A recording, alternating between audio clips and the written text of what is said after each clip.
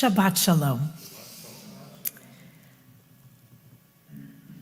When we think of extraordinary feats of physical prowess, I imagine that we could make many items on that list, but certainly one physical demonstration of athletic ability that is way at the top of many people's lists would likely be the 100-yard dash. Isn't there something extraordinary about watching a human being propelled by nothing but the physical gifts God gave them, and probably some extraordinary shoes, although maybe not even always, running 100 yards in as little as under 10 seconds? Doesn't take a lot of time and investment to watch, but when those 100-yard dashes, or really any of the track and field speed events, but that one particularly somehow is way at the top of physical feats that just bring a feeling of just awe and amazement. There's something about somebody going that fast under their own power that causes us to stop and say, wow, imagine. And there are times to dash around, right? Seems that we do a lot of dashing about in this time of ours. A phrase that I even find myself saying a lot is, whew, it was a mad dash. Because it often is. There is so much that we're asked to do. And depending on our age and station in life and physical capabilities, we may not be doing as much dashing as we once did, but that's certainly the feeling that this life asks us to do, is to be constantly in a state of hurriedness, dashing about. There's almost something like a badge of honor when people speak about how crazy busy they are. And they're not usually crazy busy in a slow lane. If you're crazy busy, you must be dashing about. But you all know as well as I do that that's probably a recipe for tripping, and not in a good way. The faster we go sometimes, the more likely we are to do a face plant. Rushing about can be really dangerous. And a number of months ago, when I felt myself really moving too quickly, I can't even explain what happened during COVID. Time did some very odd things. That'll be for another day. You find yourself talking about times during COVID and saying, I know it was either 2 months or 20 years ago.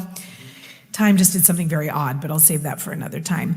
But as we kind of came out, as it were, of COVID, there was a time, probably about a year ago now, or it could be 10 years ago, I don't know, but within the last year or so, I was, I think, in the grocery store parking lot down in LA, in the Ralph's parking lot, and I realized I was going too fast. My thoughts were going too fast, my to-do list was accumulating too fast, I was probably driving a little too fast, and I was feeling really overwhelmed. And I forced myself to pause, to stop dashing through the parking lot, and think to myself, what is the soul trait, the midah in Musar language? I can't recommend it enough. The soul trait of slowing down. Is there one? And you know, the truth is, I can't find one. There's probably one in one of the big long lists of soul traits, but those are too big. In the main soul traits that we work with in our Musar practice, there's really nothing that addresses slowing down per se. So I thought, well, that was a good challenge for myself. What could I embrace when I'm dashing about, potentially at a pace that's dangerous for me? And the soul trait I alighted on was the soul trait of seder, order. Now that's particularly apt because in this week's Parsha, we're getting the rudimentary outlines of what will become our Seder, our Passover Seder. This idea of doing things in their order, of creating a kind of order out of chaos, of putting things in steps and not tripping over ourselves as we dash through life. And I felt a calm. It took me a while to come to that place. But now, when I think about going too fast and dashing through life, when I can find the strength and the clarity of mind, I'll say, Shana, Seder, order. Take it step by step. Now that's not totally in line with all of the pieces of our Parsha, right?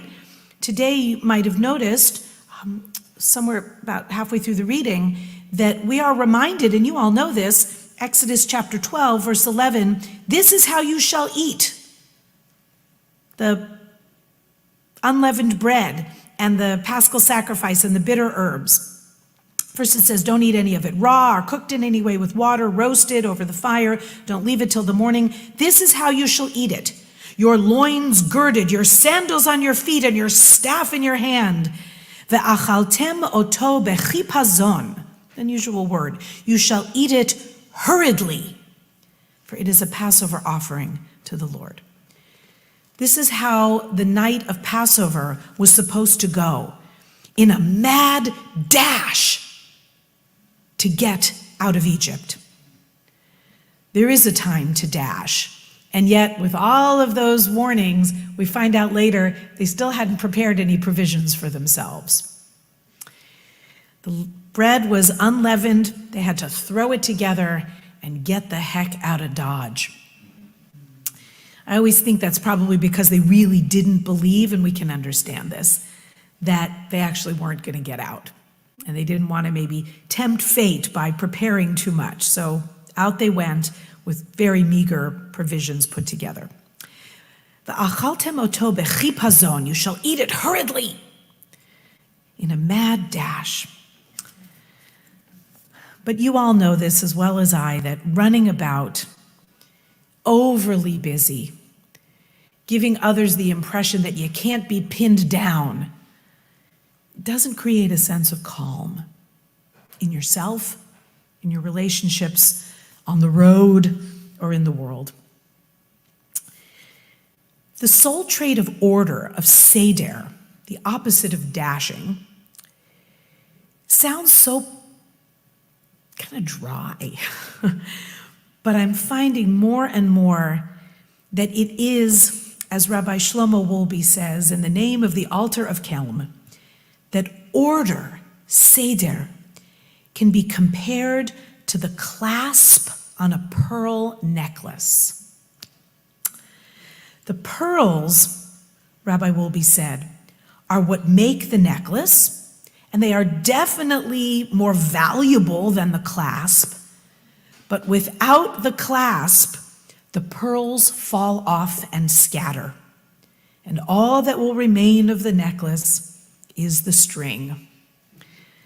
Similarly, a person may have an abundance of strengths, intellect, character traits, qualities, things to do, and worthy things for which they're dashing about. I added that last part. You might have all of this stuff going on, but without order, all the virtues scatter, and you can be left with nothing. But at best, a skinned knee and a bruised ego, and maybe something even worse. Order invites us to be centered. It's the opposite of dashing about.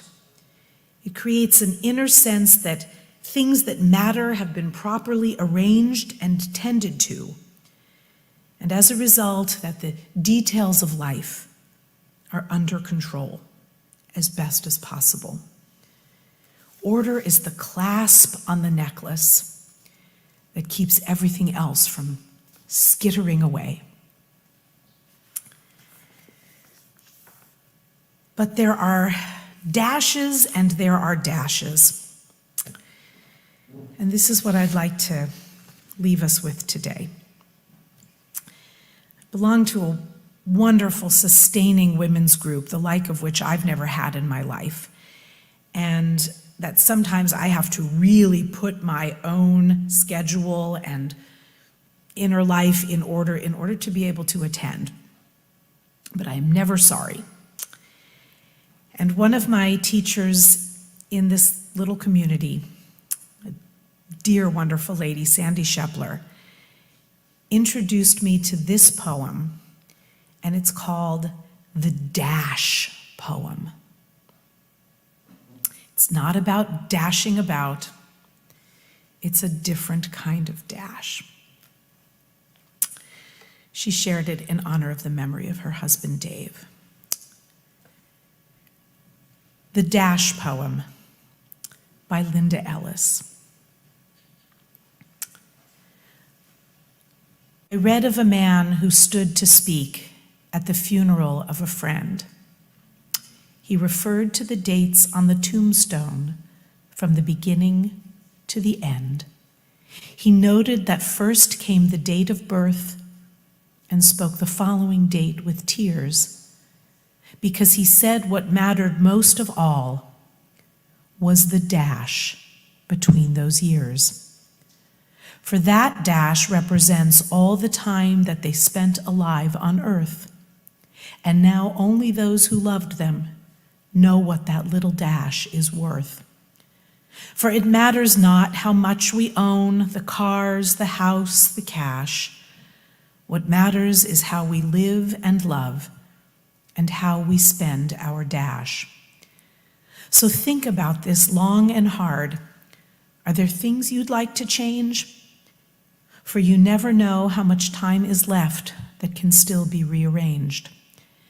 If we could just slow down enough to consider what's true and real and give a try to understand the way others feel, and be less quick to anger and to show appreciation more, and love the people in our lives like we've never loved before. If we treat each other with respect and more often wear a smile, remembering that little dash might only last a little while. So when your eulogy is being read with your life's actions to rehash, would you be proud of the things they say about how you spent your dash?